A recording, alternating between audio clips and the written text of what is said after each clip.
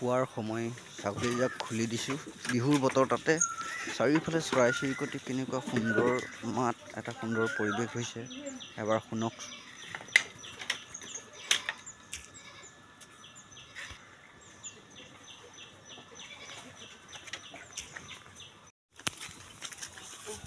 Ê, trên đây bên ạ.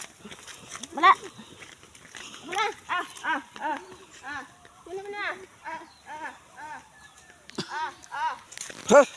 পুৱাৰ পথাৰখনলৈ আহি কিবা এটা মনটো বহুত ৰসেৰে ভৰি পৰে ছাগলীখিনিয়ে হেলা ৰঙে পথাৰখনত খাবলৈ পায় আৰু দুদিনমান পিছত আৰু এইখিনি ঘাঁহ খাবলৈ নাপাব কাৰণ ইয়াত হাল মাৰিব খেতি কৰিব এতিয়া বৰ্তমান চাৰিওফালে কুলি কেতেকীৰ মাত ঢোলৰ মাত পৰিৱেশখনো এতিয়া সেউজীয়া হৈ উঠিছে